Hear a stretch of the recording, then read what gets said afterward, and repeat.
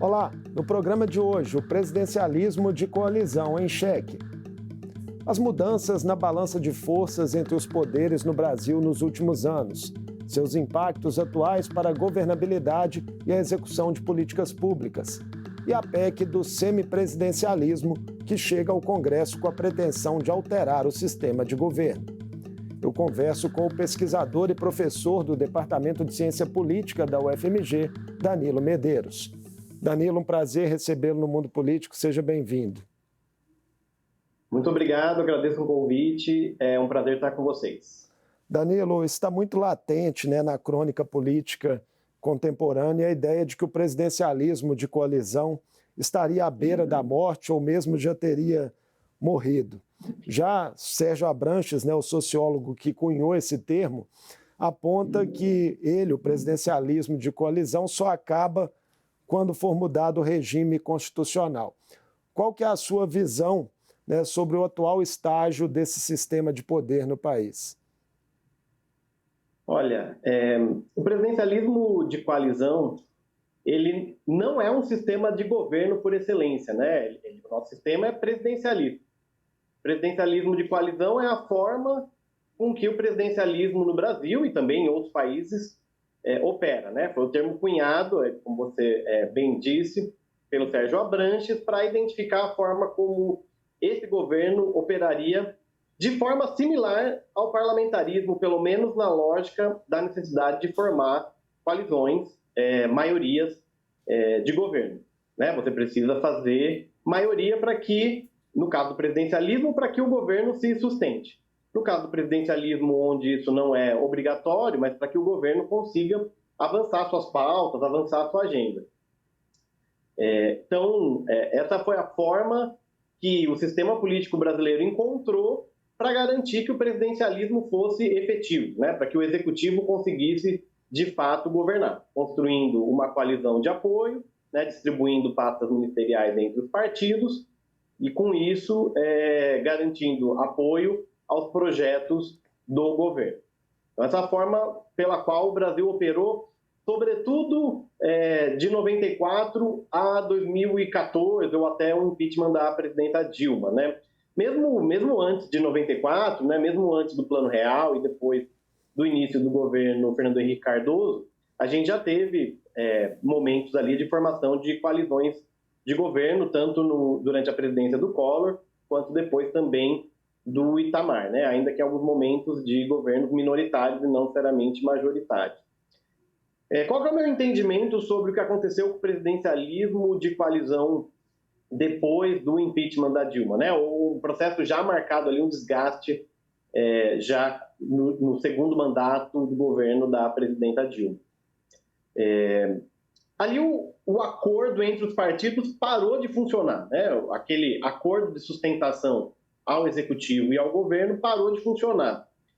O que não significa que ele não tem como voltar a funcionar, né? Não é que se quebrou algum mecanismo, os incentivos para se formar coalizão e manter o presidencialismo de coalizão ativos ainda são os mesmos, né? Então, o governo precisa passar a sua agenda, é interessante para os partidos fazerem parte do governo, né? Sobretudo aqueles que não têm capacidade de organizar uma oposição, pensando nas eleições dali a 4 anos, então vai ter sempre alguns partidos com mais incentivos a se manter na oposição, outros com menos, muito ligado à ideia de conseguir avançar uma candidatura presidencial no futuro.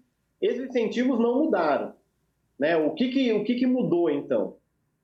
Ali teve um rompimento, né, no impeachment da presidenta Dilma.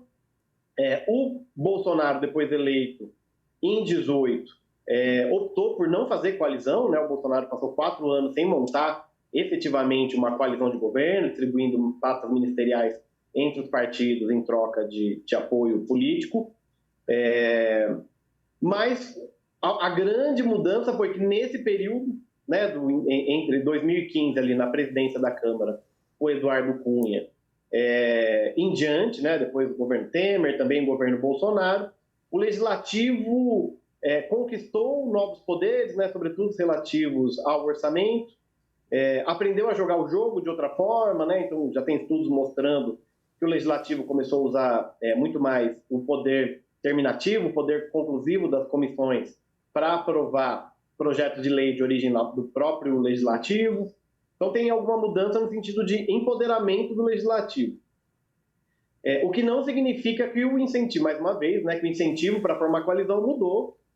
Tanto é que o governo Lula 3, né, o terceiro mandato do presidente Lula agora, a mesma estratégia foi adotada. Agora, né, formar coalizão. Então, agora tem a questão das emendas impositivas, né, que foi uma mudança nesse período. É o elemento essencial para esse fortalecimento do legislativo ou tem outros fatores? Você citou, por exemplo, essa coisa do poder terminativo nas comissões. Tem mais alguma coisa ainda? Por exemplo, há quem diga uma centralidade de poderes nas mãos dos chefes do legislativo. Sim, então, acho que você, né, destacou a principal mudança são as emendas impositivas, né, ao orçamento, muito mais do que outros tipos de mudanças nas regras orçamentárias, né, mesmo orçamento secreto. O grande trunfo na mão do legislativo foi o engessamento parcial do orçamento, no sentido de que antes o governo, o executivo, tinha muito mais discricionariedade, né, muito mais tinha muito maior capacidade de gastar o dinheiro do orçamento de forma discricionária, né? Com o orçamento impositivo, isso reduziu drasticamente. Além disso, somado a algumas outras mudanças também nos mecanismos ligados ao orçamento da União. O fator da centralidade das presidências, das casas do Congresso, né? Tanto da Câmara quanto do Legislativo, quanto do Senado, entendo que tem muito mais a ver com uma mudança de estratégia, uma mudança de comportamento dessas presidências, do que com alguma mudança institucional, né? Com mudanças nas regras legislativas ou nas regras constitucionais. Teve algumas modificações pontuais, mas eu entendo que tem a ver com um aprendizado do próprio legislativo, né, ao longo da democracia brasileira, um aprendizado com os eventos relacionados ao impeachment da presidenta Dilma, da própria atuação do Eduardo Cunha naquele episódio, e também uma mudança na estrutura do legislativo, né? Então, no passado não muito distante, o maior partido ficava com a presidência da casa, né? Esse era o grande acordo. Isso foi modificado, em parte com o aumento da fragmentação, né? E o fato também de que o partido do presidente, o partido do vice-presidente, né? O partido de maior apoio ao governo, fora o partido do próprio presidente, passou a não necessariamente mais controlar a Câmara Baixa ou mesmo a Câmara Alta, o Senado. Então, isso meio que pulverizou o poder, né? O próprio governo do PT, apesar de produzir boas bancadas, não necessariamente passou a fazer a maior bancada, né? E seu companheiro de chapa também passou a não necessariamente ter a maior bancada, o que levou a uma maior negociação, né? São negociações mais complexas, são feitas também na organização das mesas diretoras. É o que faz distribuir o poder entre diversos partidos da coalizão e partidos da oposição. E o centrão, que no passado era tratado como baixo clero, o centrão se tornou figura central no processo político. Então, partidos que eram partidos de liderança tidas como baixo clero, partidos de tamanho médio para pequeno, se tornaram partidos de tamanhos relevantes no Congresso. Isso fez também com que distribuísse mais esse poder e dificultasse um pouco. Então, a dificuldade do presidencialismo de coalizão hoje é a operação dele, né? Não acabou o presidencialismo de coalizão, ainda que no governo Bolsonaro não tenha havido coalizão de governo, nos moldes que a gente entende, mas isso foi retomado, o presidente agora no terceiro mandato do presidente Lula, e a negociação está só mais difícil, né? Tem mais pontos de veto nesse sistema. É preciso negociar com um grupo maior de partidos e de lideranças também, entre elas das presidências das casas, da mesa diretora como um todo. Dentro desse contexto todo que você descreve, né, como que um executivo fragilizado, né, com menos instrumentos nessa negociação e um legislativo fortalecido impactam não só na formação de maiorias, mas no direcionamento das políticas públicas? Olha, uma das dificuldades, né, em primeiro lugar, é a construção de uma agenda de governo bem azeitada entre executivo e legislativo, né? Vale lembrar que a ideia do presidencialismo de coalizão é que os partidos passam a estar em dois poderes, né? Os partidos estão presentes no legislativo e os partidos também estão presentes no executivo, né? Aqueles que compõem a coalizão de governo. Então, quando um partido entra oficialmente na coalizão de governo, ele não ganha só acesso a uma pasta ministerial, a distribuição de cargos e recursos.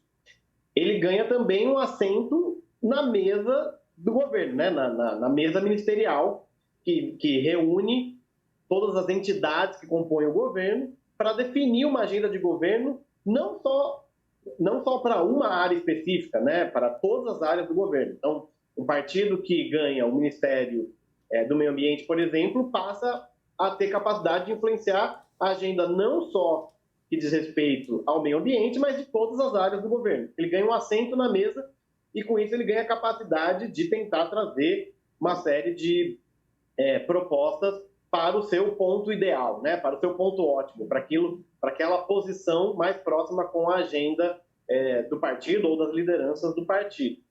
Então, nesse momento de executivo parcialmente fragilizado, né, com menos recursos, mais necessidade de negociação, maior necessidade de conversar com diferentes lideranças, com vários pontos de veto, isso significa que a mesa de negociação ali fica mais complicada, né? E esses partidos que estão representados tanto no legislativo quanto no governo, eles ganham mais fichas para apostar, né? Não têm sido fiéis ao governo, né? Esses partidos em votações no Congresso, todos eles com muitas dissidências.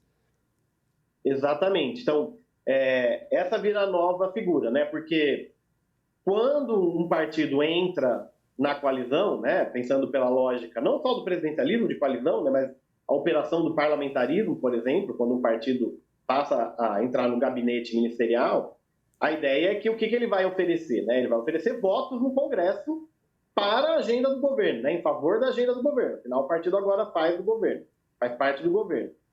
E essa sempre foi a tônica no Brasil, né? Ainda que sempre não significa que nunca houve dissidências dentro dos partidos que compunham a coalizão, mas sempre houve uma taxa de apoio ali bastante alta, sobretudo na agenda prioritária do governo, né? Mesmo contrariados, parlamentares da base votavam apoiando as propostas do governo. Após um período sem coalizão ali no governo Bolsonaro, esse terceiro mandato do governo Lula agora conta com o apoio de partidos que, por diferentes dinâmicas, né, inclusive algumas delas regionais, locais, estão distantes, as suas preferências estão bem distantes das preferências do partido do presidente ou do grupo mais próximo ali à presidência da República. E com isso, esses partidos não têm conseguido garantir um apoio maciço em todas as votações de interesse para o governo, né? Ainda que naquelas mais críticas, o governo tem conseguido, na maioria das vezes, o apoio necessário. Então, os partidos têm negociado um pouco nessa lógica. Olha, eu te entrego uma quantidade de votos, mas não vai ser total do partido.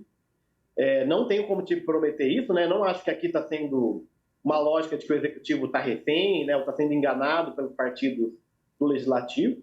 Eu acho que as negociações são bem claras. Eu consigo te entregar, eu tenho 50 deputados, eu consigo te entregar 30 votos. E talvez em uma ou outra votação eu consiga te entregar um pouco mais. Em algumas vai ser mais difícil. Ou seja, governar está mais caro, né? Governar está mais caro.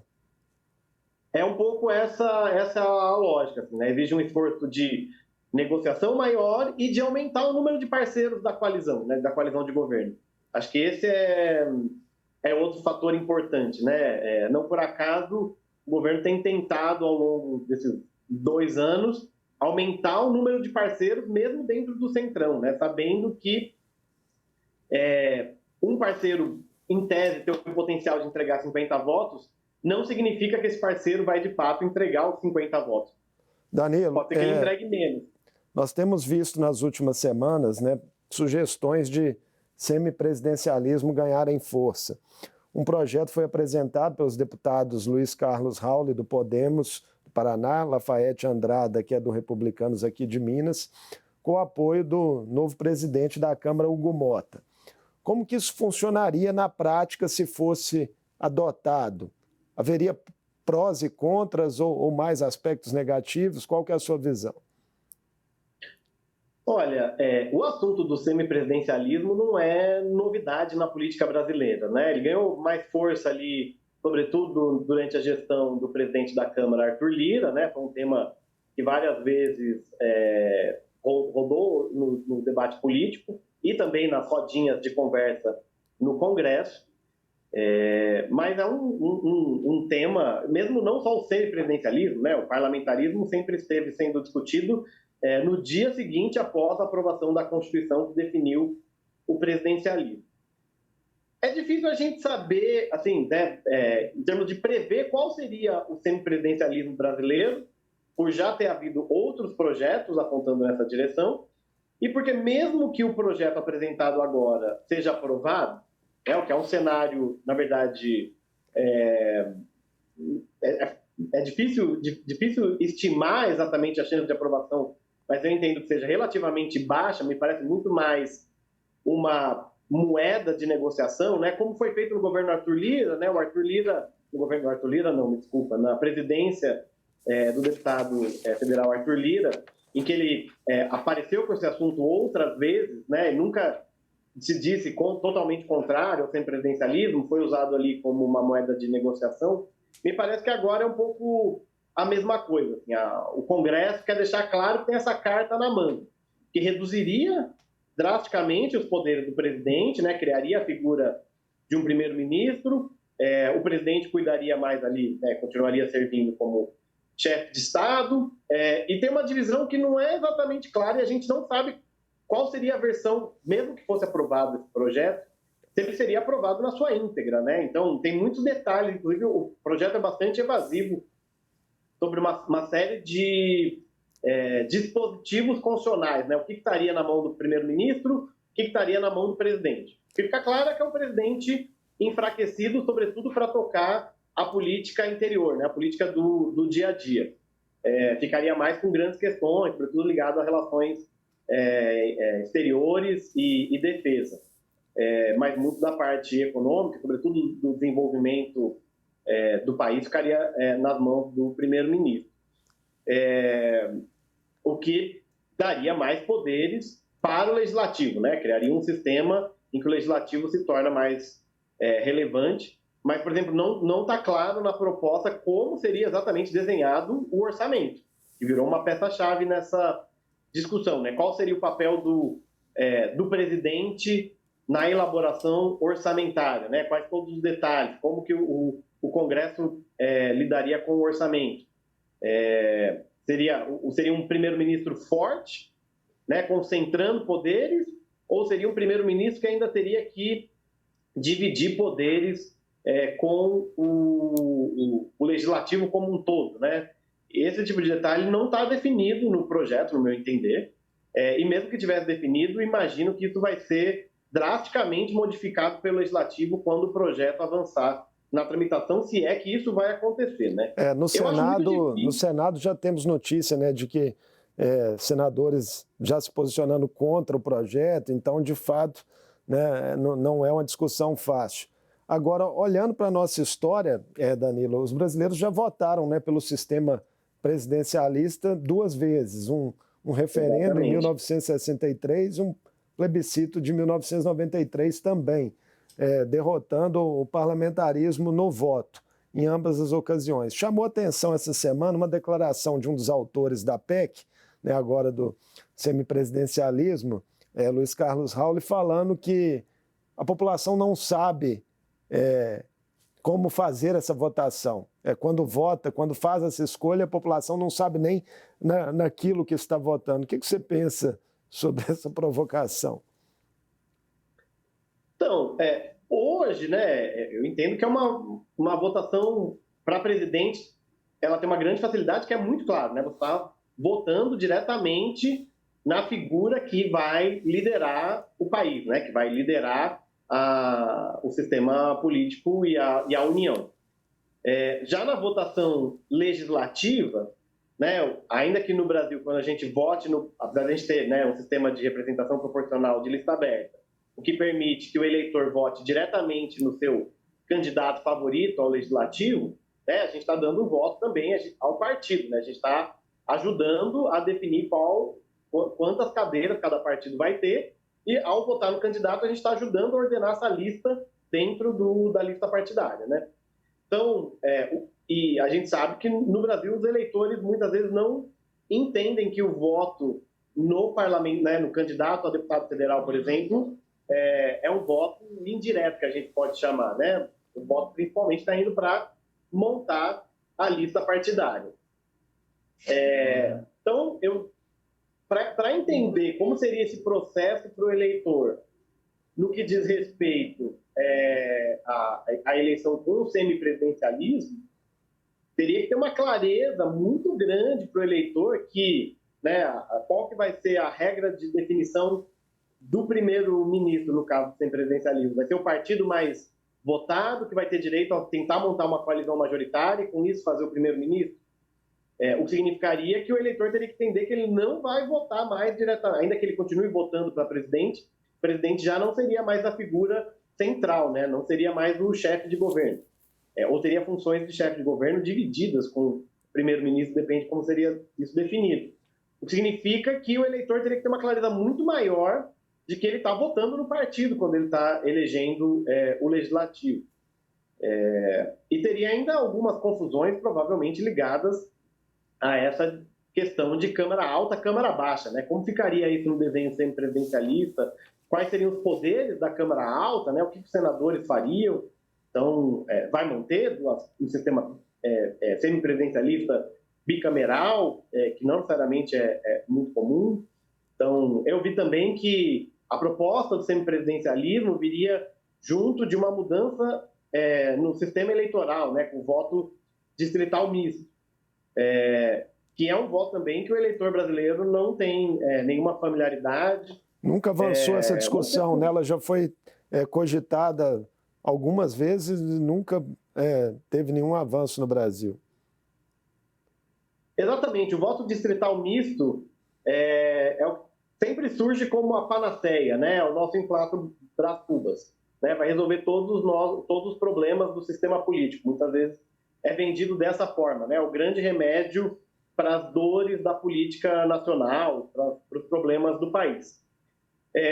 O que o voto distrital misto faz, basicamente, depende ainda como ele é desenhado, mas é criar dois tipos de votação, né? Uma votação você votaria diretamente no candidato que vai representar aquele distrito, né? Um distrito elegendo, né? Depende como seja desenhado, mas normalmente um distrito em que elege apenas um parlamentar para representar aquela região e um voto, eu seguiria ainda com um voto proporcional, como a gente tem hoje, né? Então, seriam dois votos diferentes.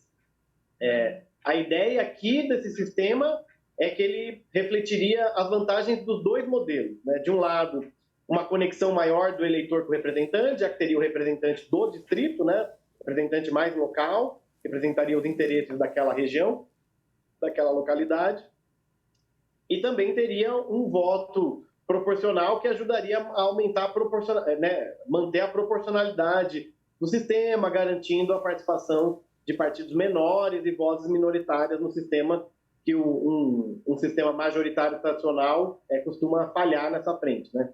Mas a gente não sabe quais seriam os efeitos no Brasil, né? Se a gente só teria as vantagens desses dois sistemas, né? E por que no meu entender, por que essa proposta já falhou em outros momentos? Porque políticos, no geral, são bastante avessos a mudanças, né? Os políticos foram eleitos de uma determinada forma. E mudar o sistema eleitoral significa, para alguns, aumentar o risco de não ser reeleito na próxima eleição, né? Ou do seu partido reduzir de tamanho, dos seus colegas não conseguirem se eleger. Então, como tem sempre consequências inesperadas, essas mudanças mais drásticas muito raramente acontecem. Tem que ter um grande acordo e entendimento para grande parte dessa elite política de que vai ser vantajoso mudar o sistema, né? Danilo, a gente já está caminhando para o fim da entrevista. Queria terminar com uma pergunta. Você é um pesquisador, né, já bastante experiente, experimentado no tema. Diante dos problemas do nosso modelo atual, né, desse presidencialismo de coalizão, e com os instrumentos que temos hoje disponíveis, seriam possíveis aí ajustes dentro desse próprio modelo para equilibrar melhor as diferentes forças políticas brasileiras? Por quais caminhos isso passaria? Olha, eu acho que a gente já está caminhando numa direção positiva, né? De um lado, por exemplo, as mudanças eleitorais que foram feitas para reduzir o número de partidos no Congresso, né? O que a gente já viu que, sobretudo com a cláusula de barreira, vários partidos foram desafiados a permanecer no sistema, entenderam como melhor estratégia se fundir com outros partidos. A gente tem a figura das federações, que, né, aglutinam um número de partidos por um período fixo de tempo. Com isso, a gente reduziu o número de partidos, né? A tendência é reduzir ainda mais, né? Como a gente já está vendo algumas movimentações partidárias para a fusão. Reduzir o número de partidos, né, diminuir a fragmentação partidária, em tese, facilitaria a negociação, né? Você tem que negociar com menos gente. Pode ser que isso não, e talvez a gente esteja vendo um pouco agora, que isso não resolva a dificuldade completamente, né? Tendo que, na verdade, você vai ter partidos grandes, mas pode ser que você tenha várias facções, então você continua tendo que negociar um bloco grande de lideranças. Mas isso está um pouco em aberto, mas acho que é uma direção positiva para a qual a gente tem a caminhada. Eu entendo como mudanças que podem ser positivas, mas muito difíceis de acontecerem nesse momento, uma recondução do processo orçamentário nas mãos, primordialmente, do Executivo, né? Ou retomando aquela discricionariedade, aquela ampla capacidade de produzir gastos discricionários nas mãos do Executivo e não no Legislativo, né? Entendo que isso é importante para aumentar a eficiência dos gastos orçamentários. Mas politicamente é muito difícil passar, né, uma mudança dessa, né? Porque os próprios deputados teriam que abrir mão, digamos assim, de poder nesse momento, né? Politicamente é muito difícil, é praticamente impensável, pelo menos no curto prazo, né? Um pouco a ideia de que o gênio já saiu da garrafa, né? E botar o gênio de volta na garrafa é muito complicado, né? Lembrando que, né, acho que esse é um comentário importante para a gente também encerrar a conversa. O legislativo, assim, ele voltou para dentro um pouco da garrafa, em parte por causa do escândalo dos anões do orçamento no começo dos anos 90, né? O escândalo dos anões do orçamento foi muito importante para que o executivo, de fato, tivesse preponderância nos assuntos orçamentários, né? Aquele escândalo fez com que o legislativo também criasse uma série de normas, né? Uma normatização do orçamento que deixou ele bem controlado, bastante organizado, criou uma série de barreiras e constrangimentos que aumentaram a eficiência do gasto orçamentário e deram bastante discricionalidade para o executivo, né? Mas isso mostra que o legislativo lá atrás, né, o escândalo dos anões do orçamento, um pouco refletiu essa lógica de que o legislativo, parte do legislativo pelo menos, né, não tinha uma preocupação com a eficiência orçamentária, mas o legislativo sempre teve essa tendência de queria voltar, queria controlar o orçamento. Esse processo foi se dando com mudanças pontuais, pouco a pouco, né, depois de 20 anos ali do anões do orçamento. Então, o legislativo sempre quis ter um controle do orçamento, mas acho que o escândalo dos anões do orçamento ajudou a deixar o legislativo mais quietinho por um período no que diz respeito a essa temática, e aos poucos foi ganhando um protagonismo, né? Hoje um protagonismo dividido, né? Não é que o executivo também não tem nenhuma capacidade orçamentária, mas ela reduziu drasticamente. É difícil saber quais serão os próximos capítulos, mas entendo que seria um caminho importante para normalizar essas relações entre executivo e legislativo. Vamos continuar acompanhando. Muitíssimo obrigado por essa conversa conosco aqui no Mundo Político, Danilo, e esperamos contar com você em outras oportunidades. Eu agradeço muito o convite, agradeço muito o papo, foi ótimo, um prazer, espero voltar futuramente. Um abraço. Eu conversei com Danilo Medeiros, pesquisador e professor do Departamento de Ciência Política da UFMG.